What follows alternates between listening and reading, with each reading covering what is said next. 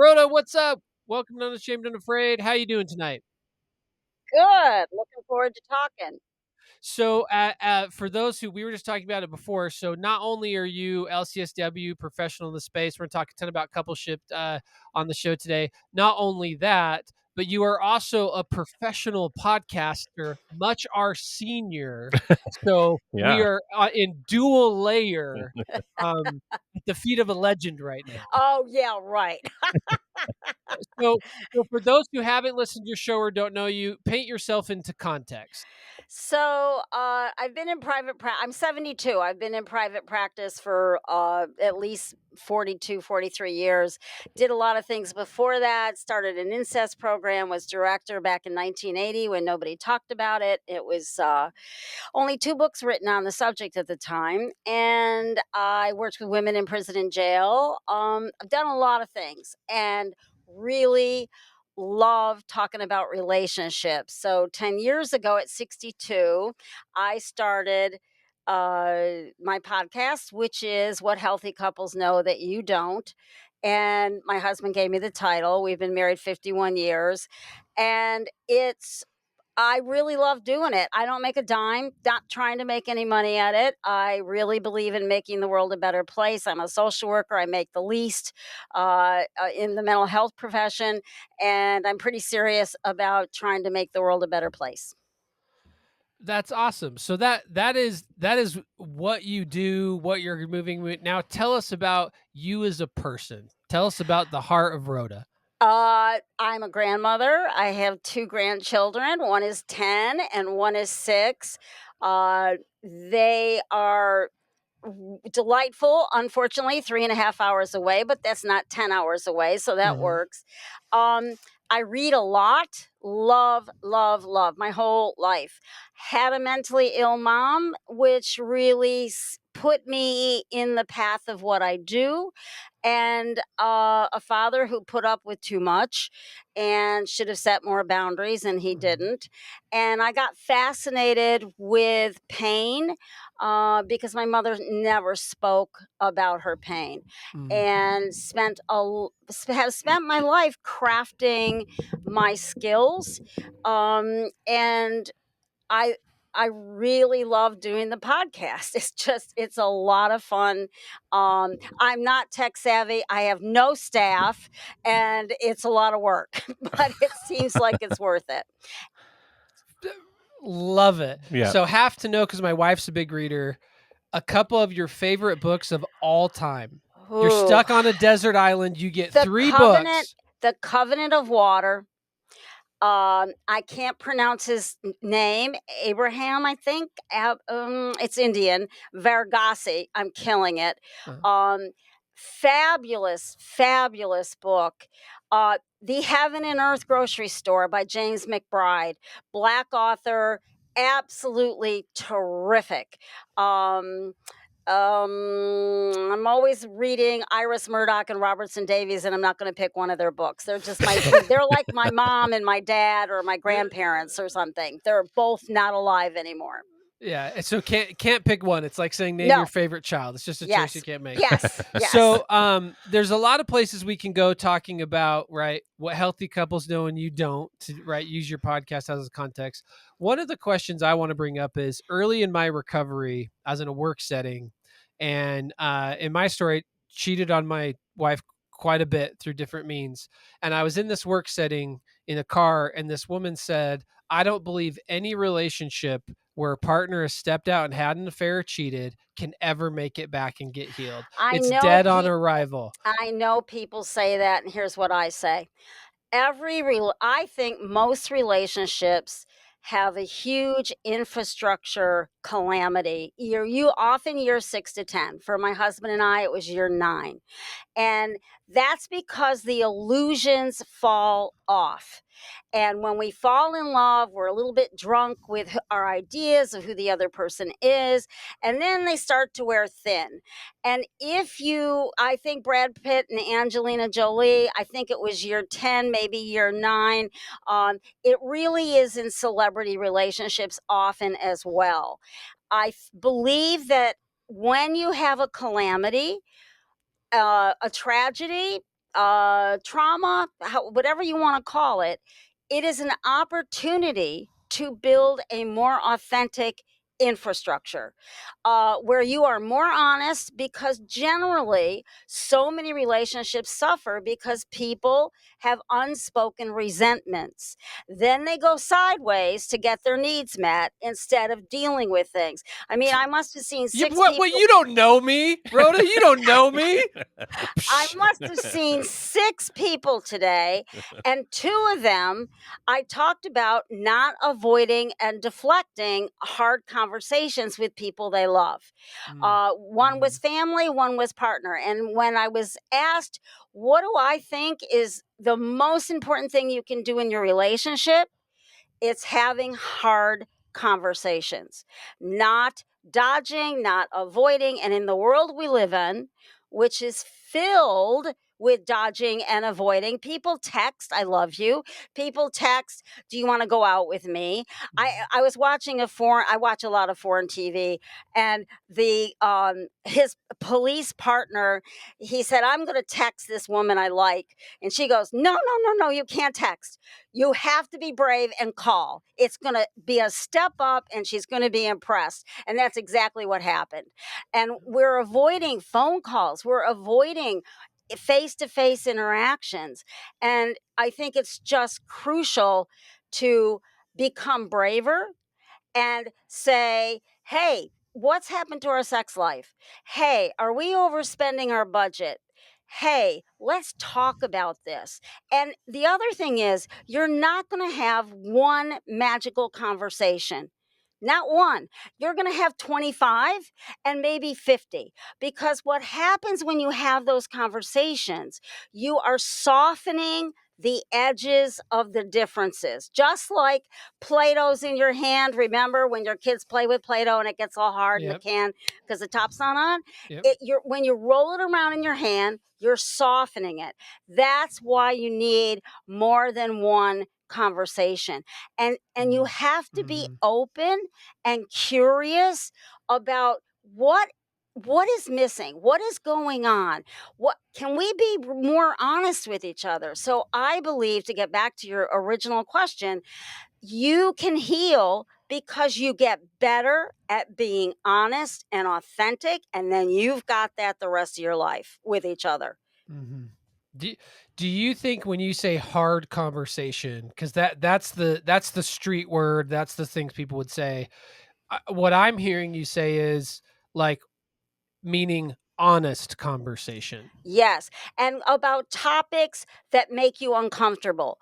You cannot grow unless you're willing to be uncomfortable. If you have a Mm, therapist mhm, that you are comfortable with, you're probably not getting what you need. mm, One of the mhm, reasons I'm only working with old customers at the age of 72 is because they know I'm tough. They know I'm challenging. They know I'm going to yeah, ask the hard questions. And too many people want comfort. mhm. And that is an American, it may be Portuguese too as well, I don't know, but it is definitely a American for sure. Yeah, oh, yeah. We are yeah. so into comfort, and comfort is not going to help you grow. And that's why when parents are hovering over children and don't let them go out in the woods and scrape their knees and bang into a kid that's mean, and try to figure out how to handle some of those things, and being uncomfortable helps them grow. It helps all of us grow. Preach. Amen. James, your thoughts. So, uh, as somebody who has been avoidant of difficult conversations in the Mhm. past, um, what would be, what do you, what do you, how can you help me? How can I help me S learn to just not be so afraid or so, or what can I do? Because, Couple of things. One is you have to believe. To me, this is my faith. When you put truth out in the room, It is like putting pearls on a necklace. You end up with an entire necklace of pearls. And having a faith that truthfulness is short term uncomfortable with long term benefits. So you have to say to your fear, back up. You're not in charge right now. I need to talk not from my emotions, which is where fear is resting. I just interviewed a podcast guest and she said, I love this. I never heard this before. She said, people talk from their heads and people talk from their hearts. And so you can say to your partner, you're kind of a head person. I'm kind of a heart person. Can we talk from the heart first and then talk from the head? Or we're going to talk from the head and then talk from the heart. When you're with yourself, when your fear is taking over, the heart's taking over, and you need your head to say, back up. Yes, this is hard. Don't lie to yourself. This is really hard. I'm really scared, and I am going for long-term benefits. I am going to be braver and have more courage and be more real. One of my lines in my podcast is keeping it real with Rhoda. I don't even say my last name often. Many episodes I don't, because it's all about working at being more authentic. So you have to change and shift your frame of reference in your values. Okay. Fear right now is more important to you than courage. And you have to say, I don't know as much about courage, but I'm going, or think of something you've conquered that you feel really good about, and you were able to have more courage to handle it. And so now I'm going to have more courage because I love you. Whether it's your brother or your sister or your partner or whoever, Yep. the more you can be real, the more substance you're going to have in your relationship. And the more you're going to be known. That's the sin in my mind of gay culture back when my best friend was gay and he died of AIDS at 40. But the whole family came to the hospital and they didn't know he had AIDS, and I did. And I wasn't blood family. And that they didn't know him. Right. And that's what I felt sad about. And when you are keeping secrets, this really bothers me, or this is really interesting, or I think our relationship's gotten a little bit boring, and how can we make it more interesting? When you're able to do that, you make your life better. So, Rhoda, what if there's hell to pay if I tell the truth? I So, know that I am going to get so much flack. I am going to get so much heat. And I am going to get Or anger. I'm going to get or anger. I'm going to get coldness, or stonewalled all for the the next things, yeah. week. It's going to be terrible. so you're going to say, what, from their perspective, this is elegant. This is elegant stuff here. I say to people, if you know what your partner is really thinking about this, let's pick money. Are you saying I spend too much? I don't spend too much. Okay. So if you say, then you begin with their perspective. I am not making accusations about you. I am not saying this is your problem. I am saying we have a problem. We is very important. I have a responsibility in this as well as you. And I want to be able to talk about both our ideas about where might we be spending money too much? Do we need to rein it in? What are your thoughts? Should we skip a vacation this year? I just want to talk about it, not make accusations, not make a battle.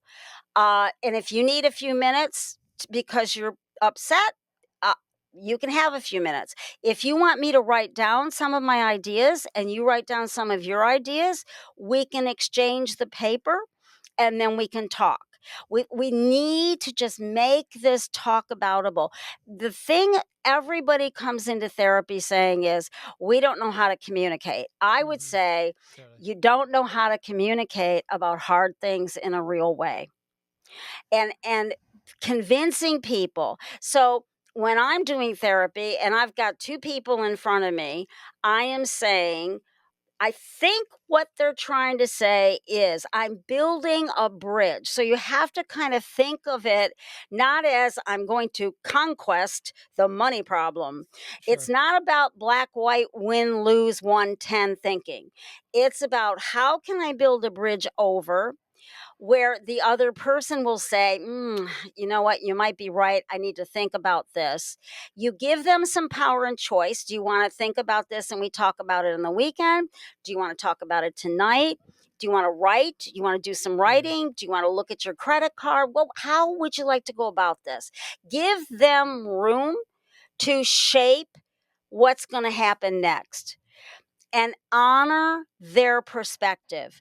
I know you might believe that I'm going to accuse you, but I swear I really feel like we have to talk about it and we have a problem. I'm not going to accuse Yeah. you.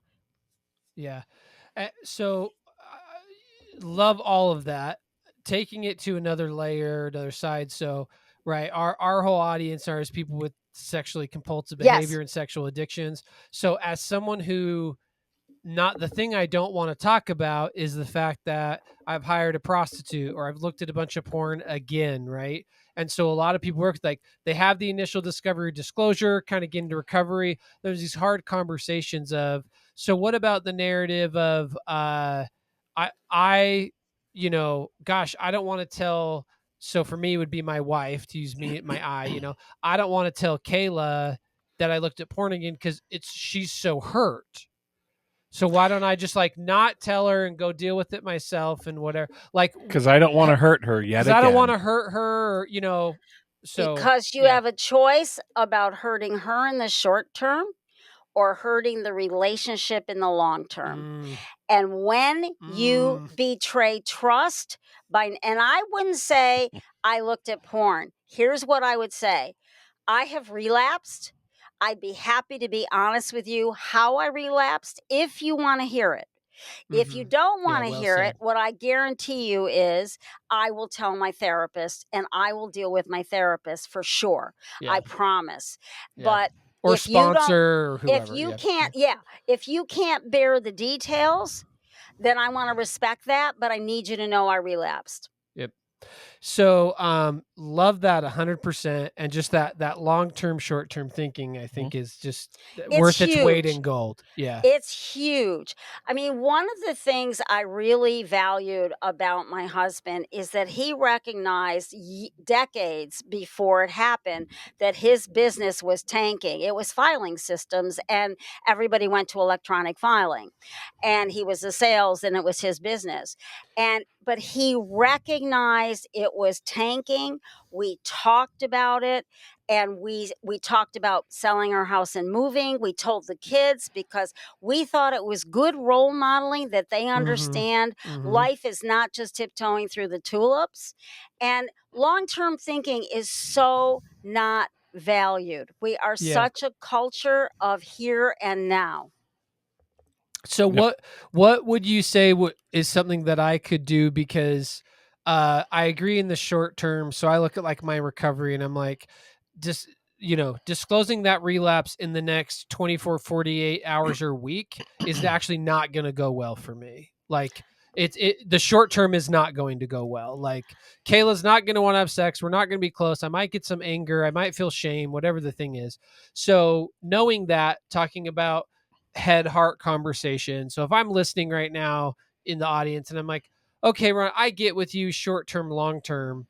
What do you do to build, or what would you recommend to do to build that pain tolerance of being able to do short term pain? Because for those of us in addiction, that's the whole point, is avoiding pain. You look at Yes. anyone's model of the addiction cycle. Where does it start? I'm in Yep. pain. I don't know how to solve it. So I want to avoid it, numb it, cover it up, check out, whatever. So how do I build that tolerance to do short term Part of pain? it I do think the addiction community underestimates the importance of couples work right along with individual. I mean, AA and NA always Mhm. say you've got to start with the individual. Yep. I interviewed somebody, it's an old podcast, but it's one of my favorite episodes, where he did research and he's been going around and saying he really believes that working with couples is crucial early on. So, Yep. part of building pain tolerance, in my mind, is a couples therapist that can help titrate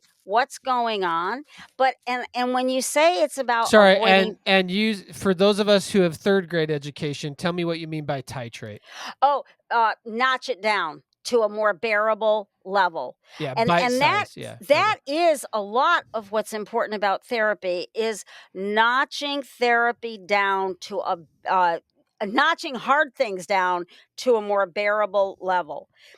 And so finding out what is bearable for her, and she might say, or he might say, I'm feeling like I can't handle a whole lot more information right now. I Mhm. need a break. I'm not saying I don't want to know. I'm saying I don't want to know right now. So the therapist would help kind of the two people negotiate how to make that work. To me, the danger of addiction, and I say this all the time, whether it's, Yeah. I hate to stereotype women shopping too Right, much. I right. don't care what the addiction is, it's taking the easy way out. Totally, S- 100%. So Yeah, being able to gird your loins, so to speak, meaning finding your courage and being a soldier and yeah, saying, I am going to endure yeah, how hard this is, because the first priority is to rebuild trust. And trust yeah. can only be built on honesty. And the other person gets to say, yes, I agree, but I can't handle a whole lot more right now, and maybe they go to individual therapy. I mean, Sure. I've seen that so often, where the one person, it's like, I need to believe in you, and it's crashed and burned again, and I'm not sure how much I can believe in you again, so I don't want to hear details right now, but I'm going to hang in there with you, but I just need you to know I'm kind of overloaded and exhausted. So Yeah, flip that on the other side, where you've got an individual who's unwilling to be honest to any degree, and the spouse is saying, "I just want any honesty." Yeah. I I'm they probably wouldn't want to work with me. Okay? I mean, yeah, because I we run into that a lot where the question is like, okay, so what I would say is like, first, I think the question before James's Yes. question is how. So we've talked about how do I get honest? How do I, Stephen, to use my life? How do and I, you have to Stephen, be get honest honest with with Kayla? yourself Right, first. Yeah. honest with myself. Hey, Yep. I just had a relapse. That's real. Honest with Kayla to put it out there, Honest with right? your sponsor. Right, sponsor, right, Right. all the stuff. So I've got to, so that's kind of the giving it side of the equation, that I'm willing to be vulnerable and give the honesty. What Mhm. advice would you give to being on the receiving end of that? How can I as a partner be good at receiving You honesty and have invite honesty in? you have to, you so often the addict is under responsible, and the other partner is over responsible to make up for the balls that get dropped by the addict. Yeah, So the non-addicted partner needs to be able to recognize they're not very good at self-care. They're not very good at defining their wants generally. I mean, mhm. this is, some vague stereotypes, but they're Sure. often true. Yes. Often they're people pleasers, and people pleasers are not as honest as they need to be about who they are and what they want. Mhm. And particularly because even culturally, women often are not nurtured to Mhm. define their wants, where men get more room for that often. But I don't want to stereotype. I'm just saying, I think helping the non-addicted person understand how important people pleasing was to them, that also robbed them and betrayed them of knowing who they are and what they really want. Mhm. And that this is an opportunity for both people to grow. And it's hard. It's hard work. This is not tiptoeing through the tulips. I mean, I say to Yeah. people, if you're not sweating, there's something wrong. You know, Mhm. you need to be kind of wrestling. But I also think, let me just go back to self-worth for a moment for the addicted person. One of the things that I think is really important is that we all, many of us, including people pleasers and addicted Sure. people, we do what I call, I made this up, it's my own word, hierarchical self esteem. And what that means is sometimes, every once in a while, the good stuff covers up the bad stuff. Yep. Okay. But more often, the bad stuff covers up the good stuff. And Mm. what you Mhm. want, if you're really going to have self worth and self esteem, is the good stuff needs to sit quietly next to the bad stuff. And the part of the work is to own both. Yeah. And the non addicted person needs to own their dark side as well as their talents and strengths, Yep. as much as the addicted person in a different way because they have a different fingerprint with the problem, but they uh, they have work to do too. For sure. Well, and I like what you said of allowing both sides to sit, because we talk a lot about recovery doesn't happen when someone's in a one down, one up position and does Right. all that stuff. So to James's question, right, going back to that now at that set, because we have a lot of people that are like, when do I draw that line in the sand? When do I need to have grace or give space for honesty? And we're all in a process and trust we're all moving forward. And when do I draw the line of like, no, I'm out. Here's the hard boundaries. They may feel like ultimatums. They might be ultimatums. But when do I know, like, because, we get people all the time that are like, yeah, I listened to that story of that person's 10-year recovery. And for 5 years, she was like, he's never getting honest. This is going nowhere. So if she would have gotten divorced at year 4, they're not sitting here year 10, all healed and happy. But then I know other people who are like, why did I wait 20 years to get out of this? It was never going to change. So how can I know to suss out and draw that line? That is as individual as a fingerprint. It Mm-hmm. is every person's going to have a different answer. And it also depends on childhood experiences. It depends on so many things. But that's why the individual work of, okay, maybe you're not ready to not relapse from sex addiction. But did you respect my boundaries about not having sex for a while?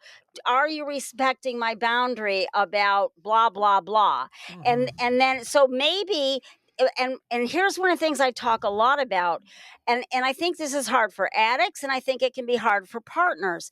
There's a very black white 110 Yeah. perspective. Yeah. And it's not, and therapy is about the 4, 5, 6, 7 and the gray between the Yeah. black and white. Right. And so it's this middle, what I call the messy middle ground.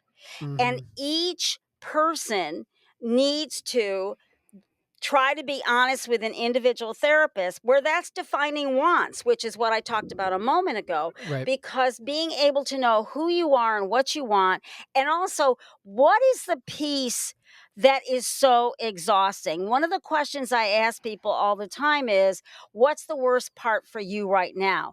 And if the addict asks the partner that question, it's a simple question, but if they say, what's the hardest part for you right now? Okay.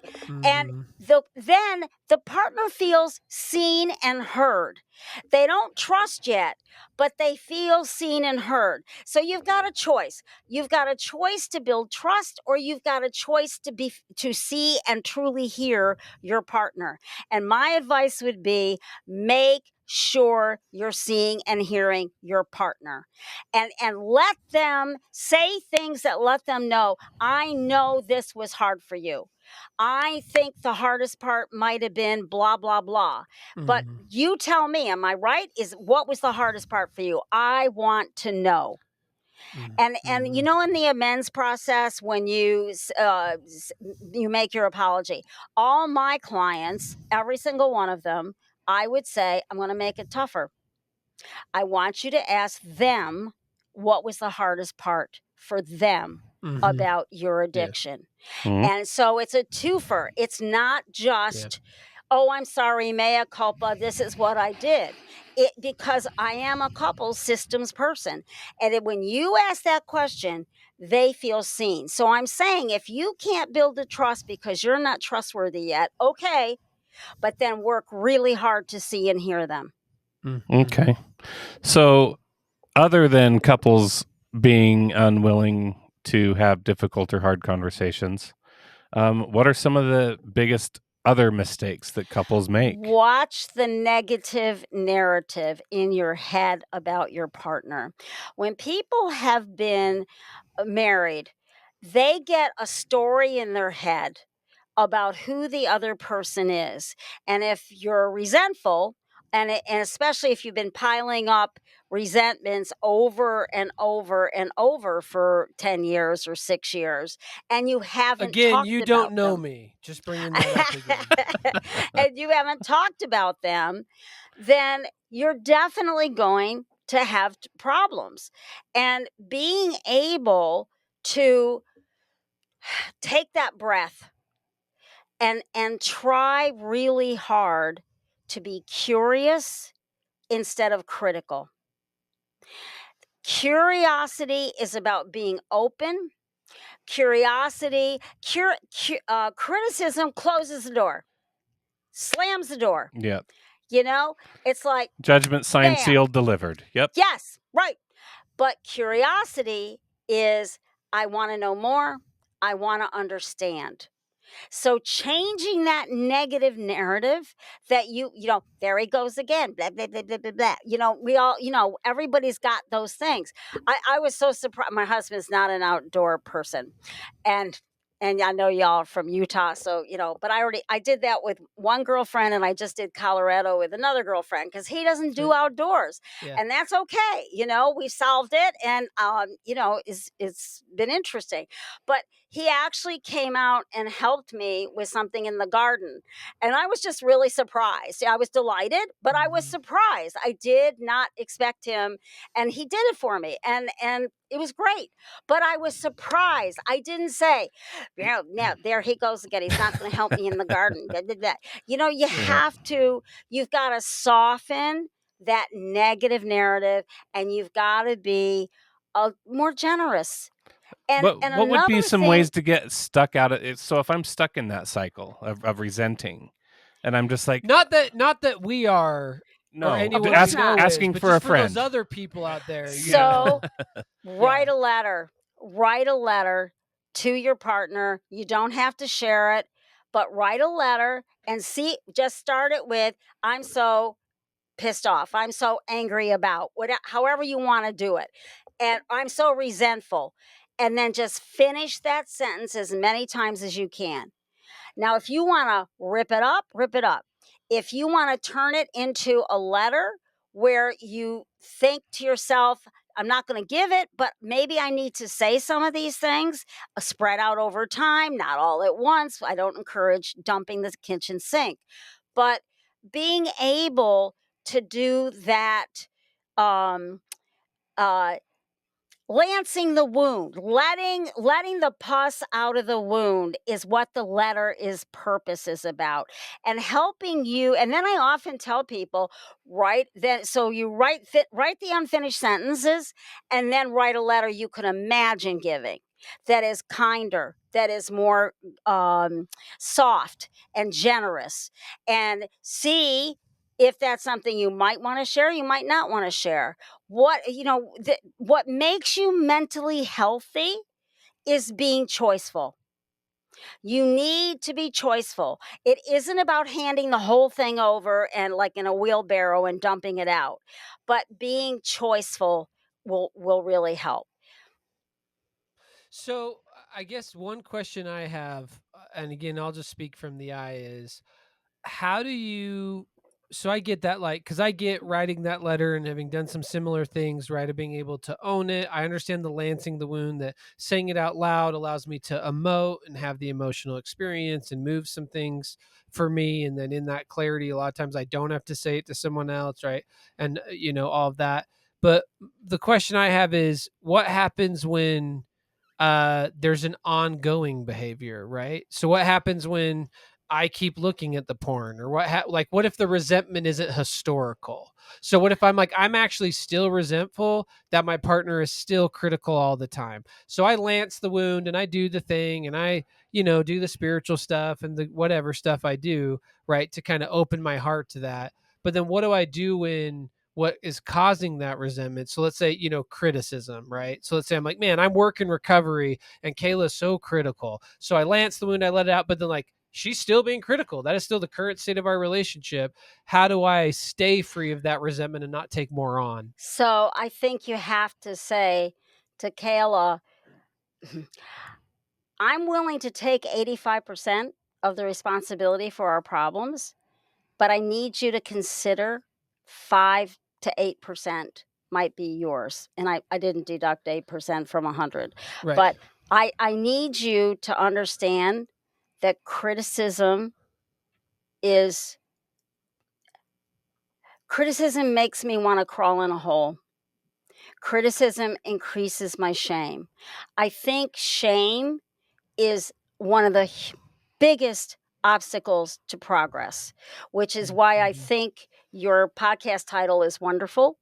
And I Mhm. think that people need to understand, partners of the addicted person need to understand, you don't want to increase the shame if you can avoid it. And it doesn't mean you have to suck it up either. It doesn't mean you have to swallow what you're unhappy about. If you need to say, you know what, I need you to go to your mom's for a week or so because I'm feeling exhausted and I need to kind of think a little bit. I'm not saying I want to break up. I'm saying I'm exhausted and I'm overloaded. Um, and if you don't want me to be critical, then I need to kind of think about that. And I need to Mhm. think about how can I genuinely, because it can't be put your best face on. It Yeah. can't be superficial. Yeah. Mhm. Yeah. Well, and like you said earlier in the episode, making sure I'm getting my needs met, right? Like Mhm. Yep. not leaving it. And so what would you say to the partner who is just stuck on, because we're big proponents of codependency, actually, of that attachment style, that because we see it all the time, like if my partner would just get fixed, then I'll be okay, right? Yeah. And Yeah. so It's not true. I agree with you, it's not true, but my question is, right, easier said than done, right, in the Yes. walk, how is it that I can get out of that? But I'm right, they are the problem, they are the one doing the thing. And that's why I use the percentage. It's tough because there's a lot of self-righteousness to the non-addicted partner. And Well, I've and I want to taken say, the addicted partner. I know many, they're like, my wife is so cold, she is so mean, or my husband's so cold, so mean. Like I don't know how to do recovery because they're so shaming, they're so critical. So I think it cuts both ways. But anyways, keep yeah. going. So I think that using the percentages, I'll give you that. I'll give you 80%. I don't say 20% right off the bat. I usually start with 5 to 8% because the non-addicted partner doesn't want to hear it. But I say people go sideways to get their needs met. People are determined when they're hungry Mm-hmm. and stuff is missing and from Mm-hmm. the relationship, and you don't have a big percentage, but there is a percentage, and it is about both of you, and you both have to kind of pick up the mirror and look at yourself. It can't just be the addicted person. Mm-hmm. And the addicted person, one of my favorite things to say is, which I believe, blame is a very immature activity. For sure. Okay? It's not It's not honest. It's not real. It's I'm not 36, genuine. Rhoda. I'm not immature. I'm not immature. It's James's fault. It's James's fault we're talking about and this. I'm a Gestalt person, Uh-huh. and Fritz Perls said, growing up is honestly facing painful situations. Mm.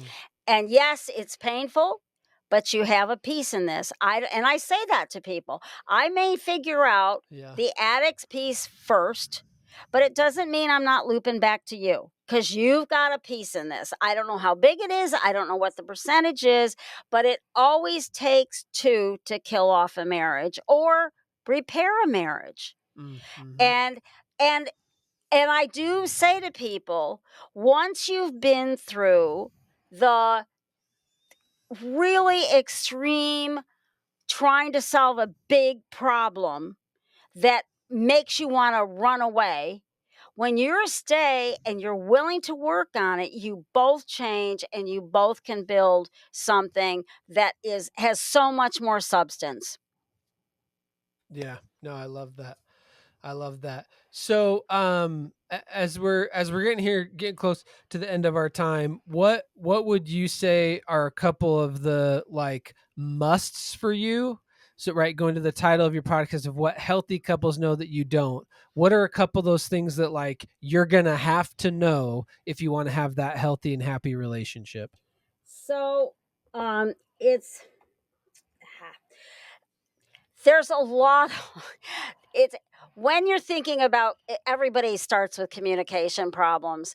And I think the thing you have to remember is that communication is often about power struggles, and Mm-hmm. learning to be a team, and for both people to feel empowered. So one of the things I'll tell people is take a pie chart, divide up who has what kind of power. Often one partner has more decisions about money, one person has more decisions about kids. Just make a pie chart what you think it is, each of you, then share that, and then how do you want it to look? And let's look at what makes it hard for you. Well, no, let me start differently.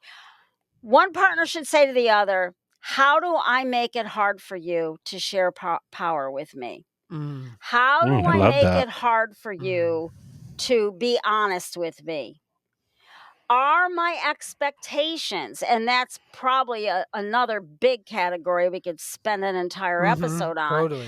but people's expectations are that addiction and the process. I tell people all the time when they go into rehab, what's the average number of rehabs? 4. Yeah. What's the percentage of success? 20%. Unless that's changed. That was an old figure I read years ago. Yeah. I've heard That 8%. So it's a process, and it takes time. But you both have the opportunity to learn and grow. But if your expectation is we're on our way and everything's going to be great, that's not it takes time. It takes time to figure it out. It takes time to be together, and it takes time to be honest. It takes time to rebuild trust. And it's a difficult process, but I think it's worth it. And I love people that think, oh, we're just going to be in love and we're going to have a second get married again because everything's so wonderful, yeah. and I'm sorry, there isn't anybody on the planet who can't grow and be a better person. Amen to that. So, Rhoda, one thing, you're super fun, so we could just jam and do the thing all the time. So just love Yeah. just who you are and how much you land in your authenticity. That is so refreshing and amazing to connect with. So in the show notes, Rhoda's podcast and how to get in contact with her. So we ask a lot of people when they share their story, a song that represents your recovery. You've been married for a long time. There's a lot in your marriage that said you've done well, and the both of you leaning into the growing. So if you guys had a song for your coupleship, what would that song be? Oh my goodness. Uh that we sing different tunes and we figure it out together. Oh yeah, I want the actual song. No, I don't have an actual song. Okay, That's so that's your I mean, homework. I made up a Yes, song. I yes. made up a song because I do. I feel like we are very different people, Mm-hmm. and yet we know how to be together. Yeah, I love it. Thank you so much for coming on the show. To all of those, look up the show, more couple stuff out there. Awesome. Thank you so much for your time, Rhoda. This has been just a cool experience to be with you. So thank you for the time. Thank you. And so, to everyone who wants to join us, help us with this movement, we invite you to go to unshamedandafraid.com/donate, as we're a 501c3, to help us fund scholarships, do different things to help this movement go forward. And if you're in need of a scholarship, we also invite you to visit the website and see scholarship and different resources that are there for you, and different books and things like that. We're going to get some couples recommendations on good couples books from Rhoda. We're going to add those to the resource in the website page. So I invite you to do that. And until we're able to connect again, follow us on social media at Unashamed Unafraid. If you want to see the face that matches this charisma, you can see this episode on YouTube. So we invite you to go and find us there. And until we're able to connect again, we invite you to continue to be unashamed.